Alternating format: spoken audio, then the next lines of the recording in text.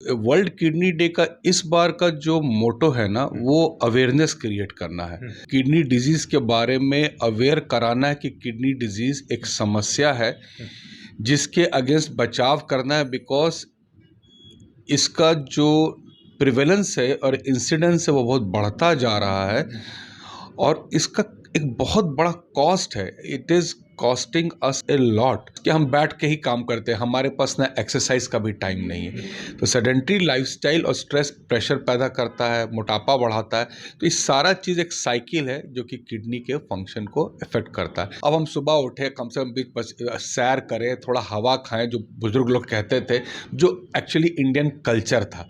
तो हमारे लाइफस्टाइल ही खराब हो गया। 30% किडनी की बीमारी साइलेंट है, जो कि बिल्कुल पता ही नहीं चलता, एक दिन टेस्ट करेंगे तो पता है। तो इसमें अगर हम जैसे किडनी के नली में पत्थर हो गया या किडनी में स्वेलिंग हो रही है, कुछ लोगों को कुछ सिम्टम्स हो सकते हैं किडनी स्टोन के, कुछ को ना। पेन किलर भी एक नंबर 1 किलर है किडनी खराब होने का। पॉइजन और ड्रग में बस इतना ही फर्क है कि थोड़ी मात्रा में वो ड्रग है और ज़्यादा मात्रा में वही ड्रग पॉइजन है। नमस्कार, सुशल संवाद में स्वागत है। मैं शशि भूषण। आज वर्ल्ड किडनी डे है और हमारे साथ डॉक्टर हरप्रीत है, जो शहर के जाने माने जो है यूरोलॉजिस्ट हैं और ये यहाँ पर यूरोलॉजी हॉस्पिटल्स के नाम से आप इनका चलता है यहाँ बरौदवारी में, और ऐसे भी इस शहर में कई हॉस्पिटल्स में सेवाएं देते हैं।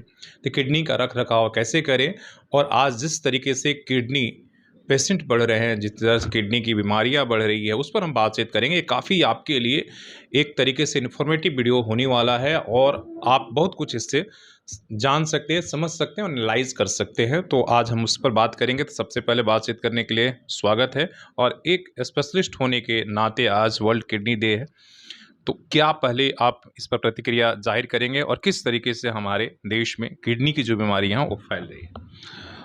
थैंक यू शशि जी इस अपॉर्चुनिटी के लिए। तो वर्ल्ड किडनी डे जो है ना, ये हर मार्च महीने के दूसरा जो बृहस्पतिवार थर्सडे होता है उसको मनाया जाता है। तो ये वेरी करता है, कभी डेट वेरी कर सकता है, पर सेकंड थर्सडे ऑफ मार्च है ना, ऑफ एवरी ईयर। तो वर्ल्ड किडनी डे का इस बार का जो मोटो है ना, वो अवेयरनेस क्रिएट करना है।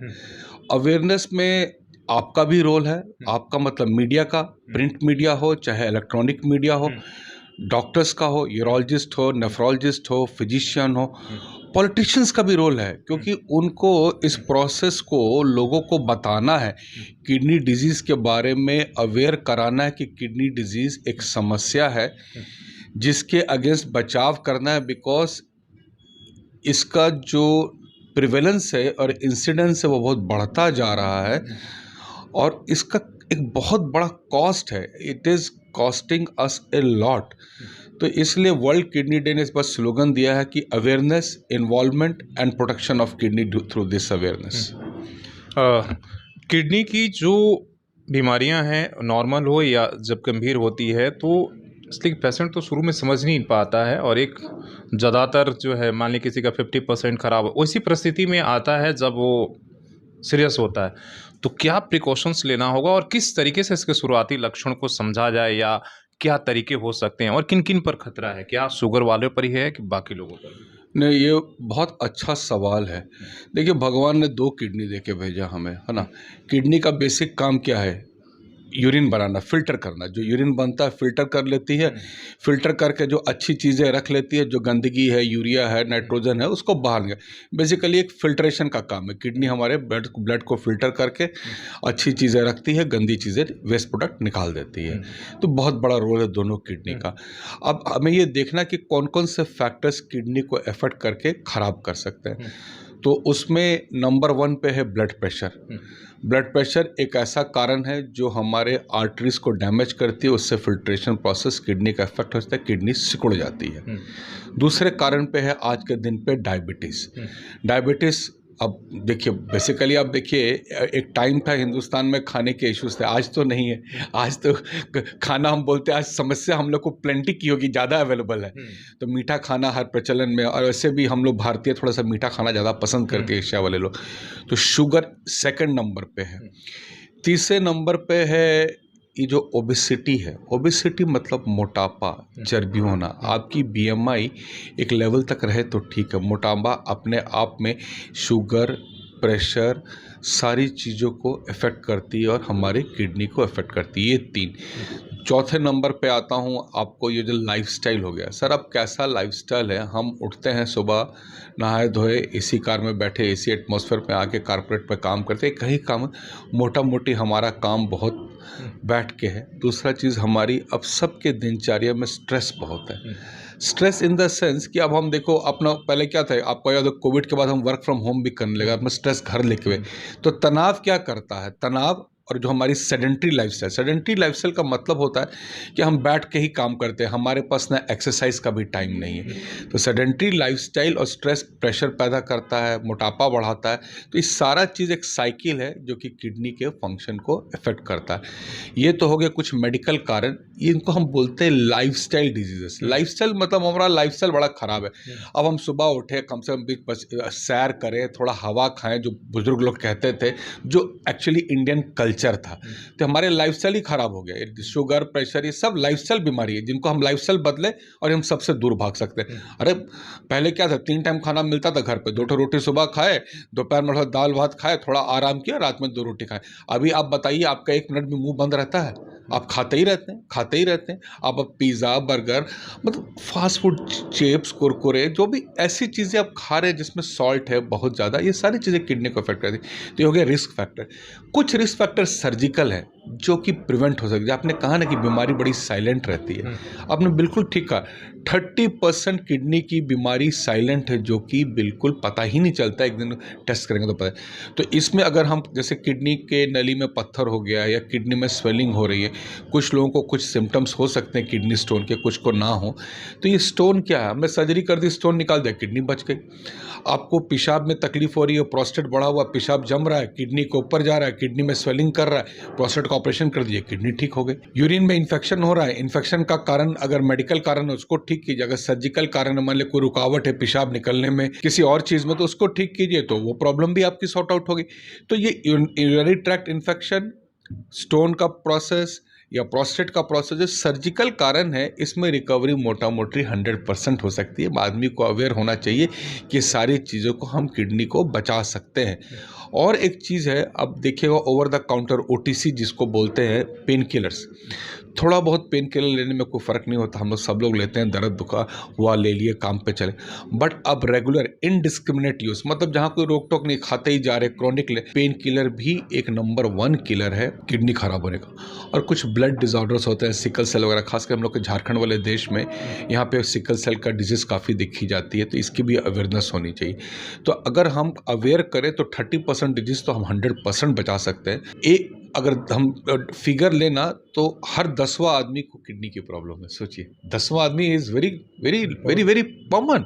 एक में से हर 10वें आदमी को अगर हमको किडनी की प्रॉब्लम है, आप प्रिवेलेंस सोच लें, कितने बिलियन का बजट तो US का, हमारा तो बजट ही नहीं, हम तो उसको पार ही नहीं लगा पा रहे। अब देखिएगा, अब जमशेदपुर का ही परिवेश देखिए, पहले कहाँ सुनते थे, अच्छा डायलिसिस करना है, आदेश्वर दयाल उसमें चले जाओ, मेमोरियल, वहाँ जो बारीडी में, वहाँ डायलिसिस, एक सेंटर हुआ करता था डायलिसिस सेंटर के बाहर भीड़ लगी है।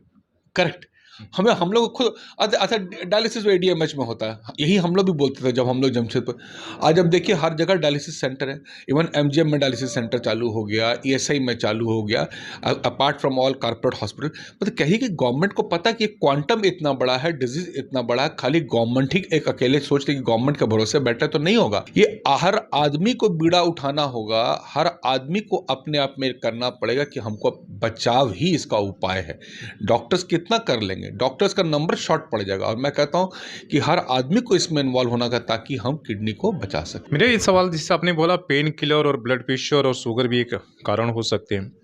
अभी आप देख रहे हैं जैसे मौसम बदलता है, हर आदमी को सर्दी खांसी शुरू हो जाता है और उन्हें एंटीबायोटिक बहुत खाना पड़ता है। क्या एंटीबायोटिक खाने का असर भी किडनी पर पड़ता है क्या? इसलिए कि जो भी हम खाते हैं उस पर, तो इसलिए कि आप देख रहे हैं आजकल कोई भी सर्दी खांसी आसान नहीं है ना, बिना इन्फेक्शन, बिना एंटीबायोटिक और एंटी एलर्जी के ठीक नहीं होता है। ऐसा है कि फिर मैं वही दोहराऊंगा, बहुत लंबा दिन तक खाना, बिना किसी मेडिकल सुपरविज़न के खाना, वो इफेक्ट कर सकता है। अगर नॉर्मल खा रहे हैं 3 दिन 4 दिन 5 दिन का आपने शॉर्ट कोर्स किया है डॉक्टर के सुपरविजन में, कोई दिक्कत नहीं, घबराना नहीं। वो ऐसे हम ऐसे सोसाइटी डर जाएगी, कोई खाएगी नहीं।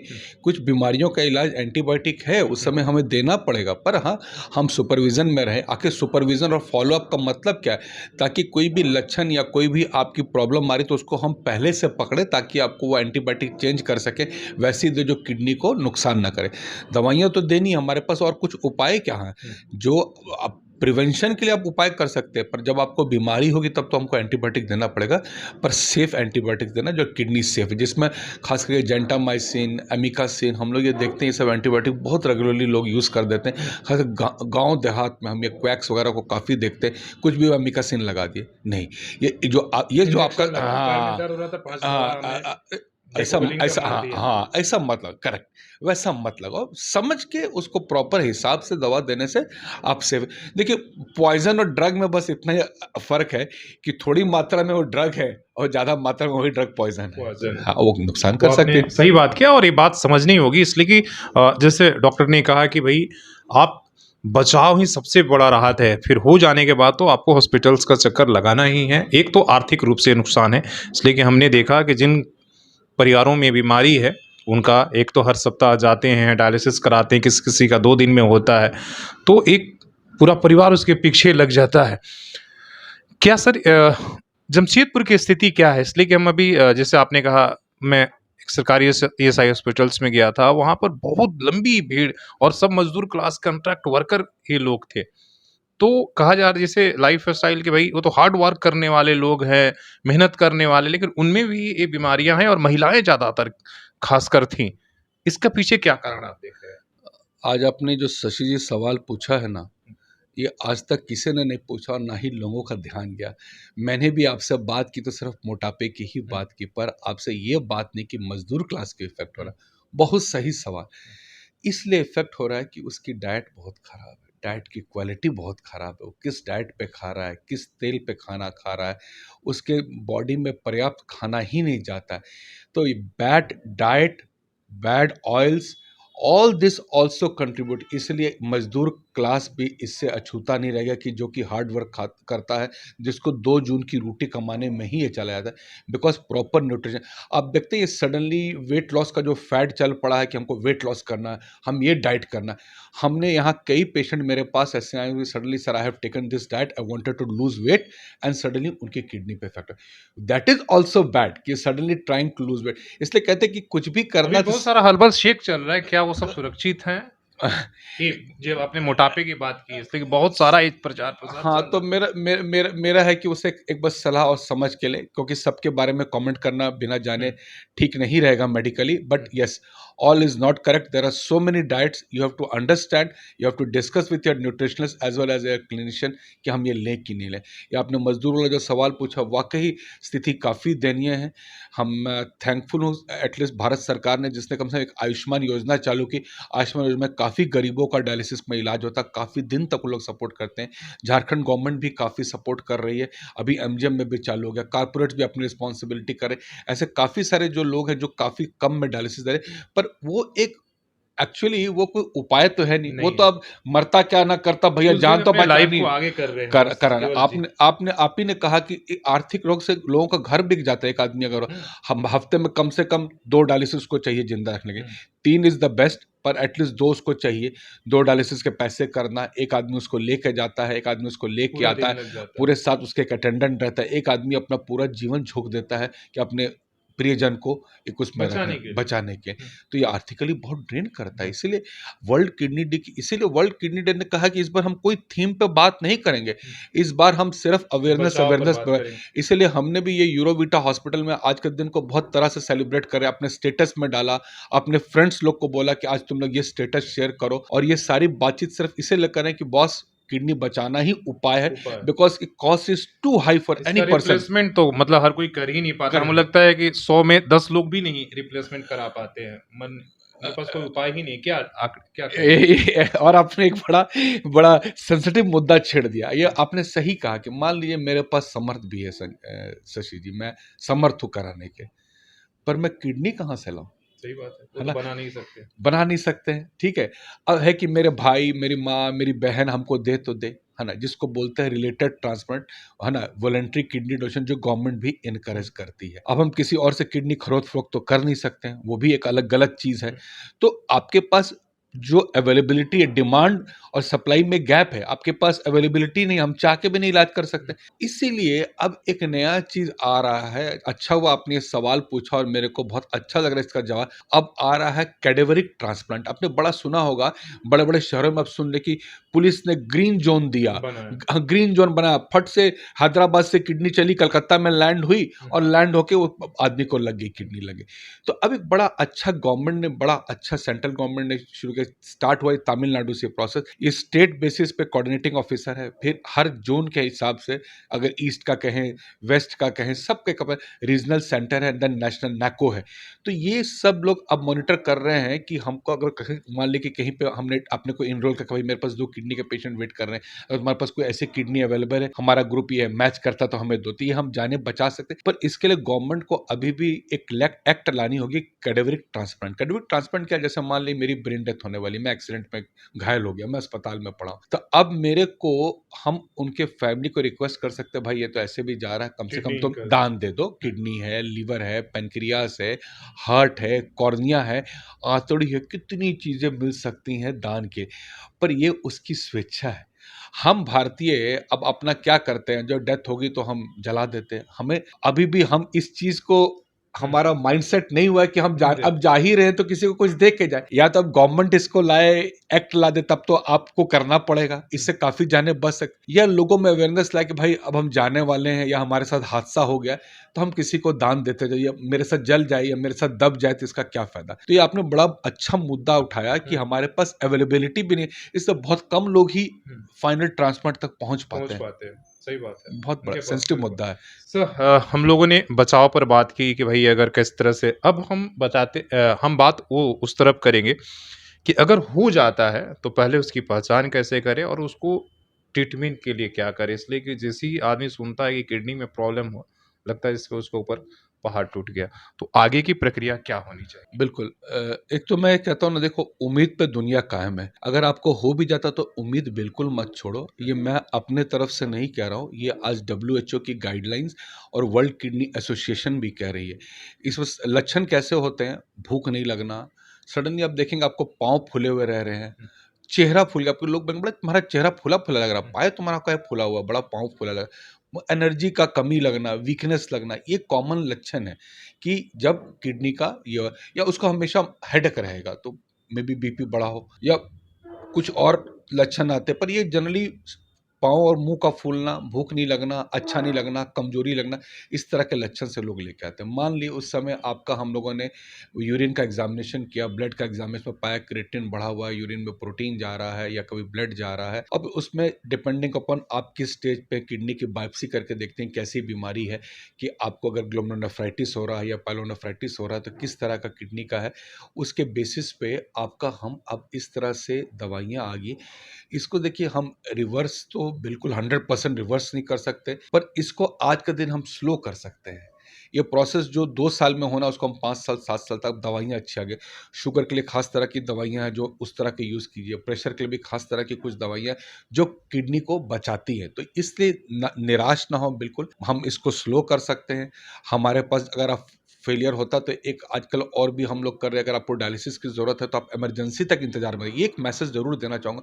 लोग डायलिसिस से घबराते हैं, घबराओ मत। तुम्हारी किडनी काम नहीं करे, मान लो कि तुम्हें, आप करते हो ना भैया फ़ोन ए फ्रेंड, मदद लेते हो फ़ोन ए फ्रेंड, ब्लड बैंक से लेते हो, ब्लड लेते हो। उसी तरह से जब आपकी किडनी काम नहीं करे तो डायलिसिस के लिए घबराइए मत, डायलिसिस आपको सपोर्ट देने के लिए। पर अल्टीमेटली आपको ट्रांसप्लांट के लिए सोचना पड़ेगा। ट्रांसप्लांट एक उपाय है, अच्छा उपाय है, और आपकी जीवन पूरा नॉर्मल जी सकते हैं। हमने ऐसे लोग देखे हैं जो 20-20 साल एक किडनी के ट्रांसप्लांट के बाद जी रहे हैं, पूरी लाइफ नॉर्मल जी रहे हैं। उपाय है, चैलेंजेस तो रहेंगे। देखो, मैं कहूँगा कि चैलेंजेस नहीं, सब एवरीथिंग इज़ रोज़ी, ये नहीं है। But at the same time निराश नहीं होना। अगर हो गया, आज बहुत अच्छा उपाय, इंडिया में बहुत सारे सेंटर्स अब बहुत अच्छा काम कर रहे हैं, मतलब अच्छा, it is as good as anywhere in the world, I will say you sir. Thank you sir. धन्यवाद आपका और आप जो भी डॉक्टर साहब ने बताया आपके लक्षण भी बताया और उपाय भी बताया कि सबसे बेहतरीन तरीका यही है कि हम कोशिश करें कि हम बचाव करें, जिससे उन्होंने कहा कि हेल्दी लाइफ अगर जिएँगे हम और तो मोटापे, शुगर और ब्लड प्रेशर जैसी चीज़ों को अगर हम रोक सकते हैं, तो एक हद तक आपकी जो है मतलब एक अधिकतर डर हम उस किडनी के उस बीमारी को और उसके साथ कई ऐसी चीज़ें जब आप दूर कर सकते हैं अपने आप से। लेकिन अगर हो जाता है किसी परिस्थिति में, तब उसका इलाज ही उपाय है। आप डर कर जो है उससे आप नहीं बल्कि उससे मुकाबला करके ही आप अपनी हेल्दी लाइफ जी सकते हैं और कई लोग किडनी पीड़ित होने के बावजूद भी वो अपनी वो लाइफ जी रहे हैं, अपने परिवार को सपोर्ट कर रहे हैं। तो इसलिए डरने की ज़रूरत नहीं है, अवेयरनेस सबसे बेहतर उपाय है। तो आप जो है जागरूक ज़रूर रहिए। अपने सहयोगी सी.एस. राममूर्ति के साथ शशि भूषण, सोशल संवाद न्यूज़, झारखंड। जवाब दिया सर, मान लिया। आज इन्होंने